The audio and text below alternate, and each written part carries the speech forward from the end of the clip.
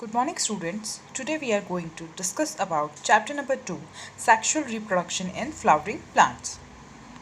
आज हम डिस्कस करने जा रहे हैं एंजियोस्पर्म्स को। बेसिकली जो एंजियोस्पर्म्स होते हैं वो क्या हैं, आपको ये याद रखना है कि हाईएस्ट प्लांट्स होते हैं और एंजियोस्पर्म को फ्लावरिंग प्लांट कहा जाता है। इनके अंदर जो सीड्स होते हैं वो सीड्स बिल्कुल कवर होते हैं ओवरी की वॉल से। अंडरस्टैंड? तो एंजियोस्पर्म फ्लावरिंग प्लांट्स होते हैं, हायर प्लांट्स होते हैं। अब इनके अंदर 2 क्लासेस आती है। फर्स्ट है आपकी मोनोकोटिलीडन एंड सेकंड है डाइकोटिलीडन। तो जो मोनोकोटिलीडन है उसके अंदर वन कोटिलीडन होता है। कोटिलीडन क्या होता है? एक लीफ लाइक स्ट्रक्चर होता है। तो इसलिए यहाँ पर मोनो का मतलब 1 हो गया और डाई का मतलब 2 हो गया है। अगर किसी भी सीड में अगर सिंगल कोटिलीडन प्रेजेंट है तो वो मोनोकॉट होता है, लेकिन अगर उसके पास में 2 कोटिलीडन्स प्रेजेंट है तो वो डाइकोट होता है। अगर हम इसके एग्जांपल की बात करें तो वीट और राइस हम मोनोकोटिलीडन में पढ़ सकते हैं और ग्राम, मैंगो, पी, ठीक है, ये किसके एग्जांपल हो गए? हमारे डाइकोटिलीडन के एग्जांपल हो गए। ग्राम का मतलब चना होता है, पी का मतलब मटर होता है और मैंगो का मतलब आम होता है। ठीक है, ऐसे बहुत सारे एग्जाम्पल है आप जो मोनो और डाइकोट की कैटेगरी में पढ़ सकते हो। इस पर क्वेश्चन ये होता है कि एंजियोस्पर्म जो है वो कौन से कैटेगरी में आते हैं? तो वो हायर प्लांट्स की कैटेगरी में आते हैं और वो फ्लावरिंग प्लांट्स होते हैं। अब जो एंजियोस्पर्म में मिलने वाले जाइलम और फ्लोएम हैं वो किस तरह से डिफ़र करेंगे जिम्नोस्पर्म से? अब जो एंजियोस्पर्म है उसके अंदर जो जाइलम होता है उसके अंदर ट्रैकिड्स और वेसल्स दोनों प्रेजेंट होते हैं, जबकि हम अगर जिम्नोस्पर्म के बारे में बात करें तो उनके पास में वेसल्स प्रेजेंट नहीं होती है। जिम्नोस्पर्म लैक वेसल्स, उनके पास में वेसल्स नहीं होती है। अब बात ये आती है कि एंजियोस्पर्म्स का जो फ्लोएम है उसके अंदर क्या क्या चीज़ें प्रेजेंट होगी। जैसे कि कंपेनियन सेल्स हैं, तो फ्लोएम के अंदर क्या क्या प्रेजेंट होता है? Sieve tube, elements and companion cells. तो यहाँ पर अभी हमने बात कर ली वस्कुलर टिश्यूज़ के बारे में।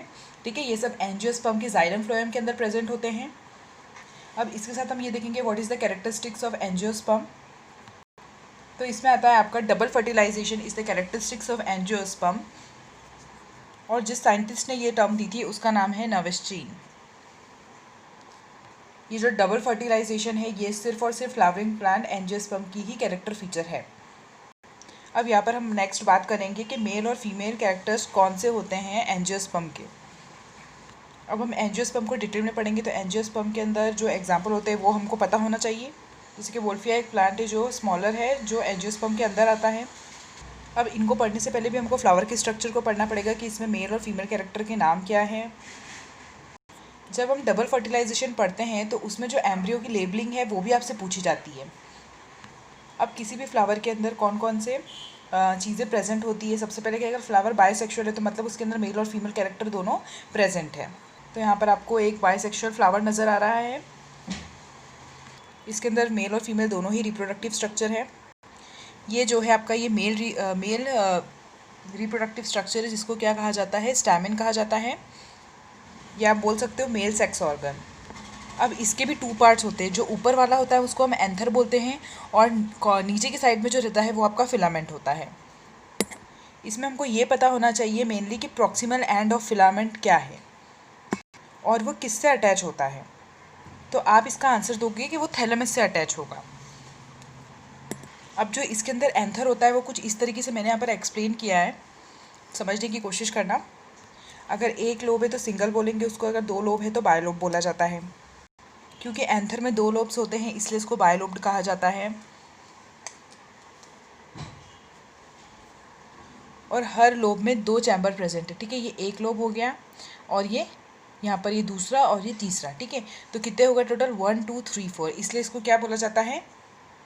डायथिकस बोला जाता है। एंथर एक साइड है जहाँ पर मेल जो गैमेट्स होते हैं उनकी फॉर्मेशन होती है। तो अब ये पूरा का पूरा एंथर था, तो नीचे की तरफ क्या जा रही है? ये इसकी फिलामेंट जा रही है।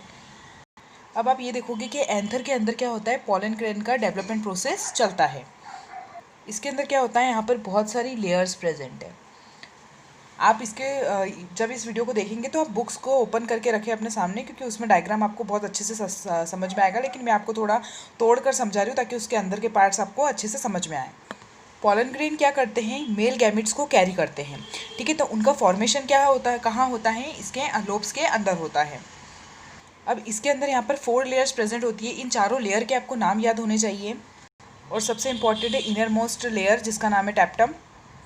देखो ये इतने 4 चैम्बर्स को बोलते हैं डायथिकस और एक को बोलते हैं थिका। ठीक है, तो इसके अंदर जो फर्स्ट लेयर होती है उसको हम बोलते हैं टैप्टम, और इस पूरे स्ट्रक्चर को हम बोलते हैं माइक्रोस्पोरेंजियम। माइक्रोस्पोरेंजियम के अंदर माइक्रोस्पोर की डेवलपमेंट हो रही थी।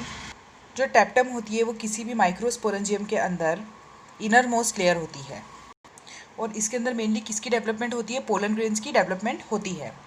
तो इसका काम क्या होता है? ये नरिशमेंट प्रोवाइड करवाता है पोलन ग्रेन्स को, nourishment to developing pollen grains. साथ ही साथ ये कुछ एंजाइम्स को प्रोड्यूस करता है नरिशमेंट के लिए, और वॉल फॉर्मेशन का काम करता है। कौन सी वॉल्स? जो सराउंडिंग में जो वॉल्स होती है ना, उनकी फॉर्मेशन करवाता है। लेकिन अगर टैप्टम के बाद में अगर हम उसके बाहर की जो लेयर्स की बात करेंगे तो वो क्या काम करती है? वो सिर्फ और सिर्फ प्रोटेक्शन का काम करती है।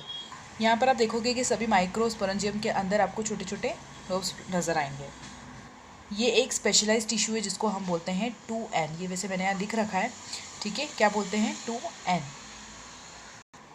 और ये स्पोरोजीनियस टिश्यूज़ के नाम से जाना जाता है।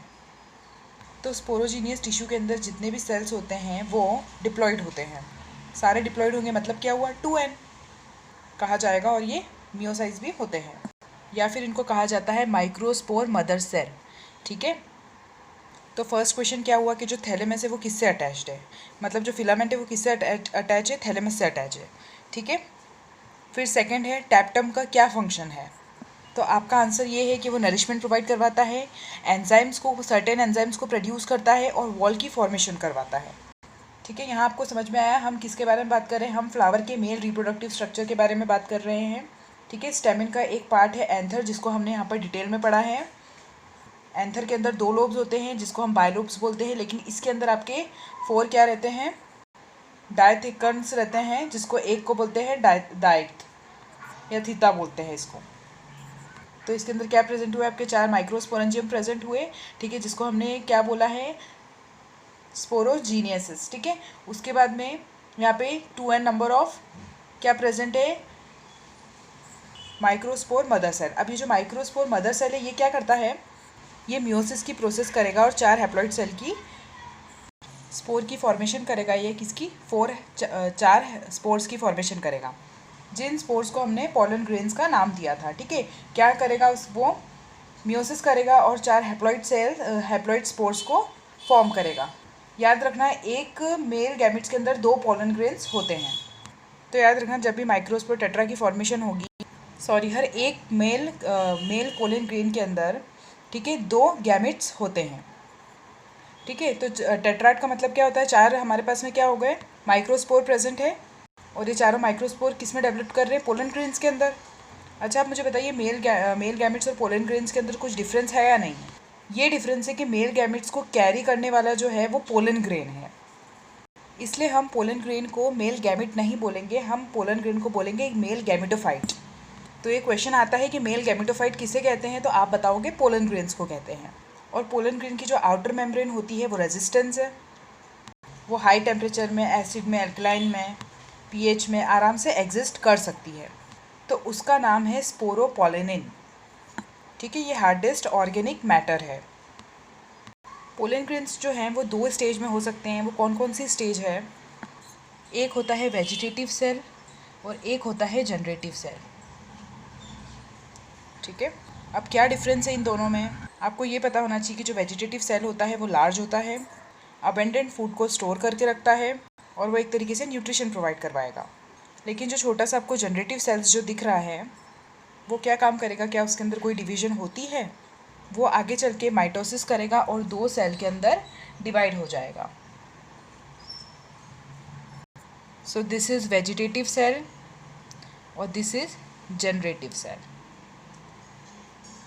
तो वेजिटेटिव लार्ज होगा, अबेंडेंट फूड को स्टोर करेगा, और सबसे ज़्यादा डेंस साइटोप्लाज्म में वेजिटेटिव सेल ही होता है, जबकि जो जनरेटिव सेल है वो स्पिंडल शेप्ड होता है और फ्लोट करता है वेजिटेटिव सेल के साइटोप्लाज्म में। तो ये 2 सेल है, तो टू स्टेज ऑफ सेल हो गई। 60% तो ऐसे एंजियोस्पर्म में जिसमें 2 स्टेज सेल हो गई, लेकिन 40% ऐसे भी होते हैं जिनके अंदर ये जनरेटिव सेल माइटोसिस करके डिवाइड होगा, मतलब इक्वल डिवीजन शो करेगा। ठीक है, अगर ऐसा करेगा तो किस में बट जाएगा, 2 सेल में। And these are the male gametes. ठीक है, तो बाकी सारे जो है वो 3 सेल स्टेजेस में हो सकते हैं। वो 3 स्टेजेस में कैसे होंगे, जो जनरेटिव सेल है माइटोसिस करेगा और डिवाइड करेगा। ठीक है, दिस इज माइक्रोस्पोरोजेनेसिस, ये एंथर के अंदर आता है। अब एनसीईआरटी में एक एग्जांपल गिवन है जिसका नाम है पार्थीनियम। अब वो पार्थीनियम है वो क्या है, उसको कैरेट ग्रास भी कहा जाता है। तो कैरेट ग्रास जो है वो रिस्पॉन्सिबल होता है पोलन एलर्जी करवाने के लिए। अब वो कैसे है इंडिया में, तो एक तरीके से कंटामिनेशन, मतलब वीट के साथ आ गई वो, वीट को जब इम्पोर्ट किया जा रहा था और इससे फीवर वगैरह हो जाता है। ठीक है, तो ये हो गया आपका मेल रिप्रोडक्टिव स्ट्रक्चर। अब हम बात करते हैं फीमेल रिप्रोडक्टिव स्ट्रक्चर की।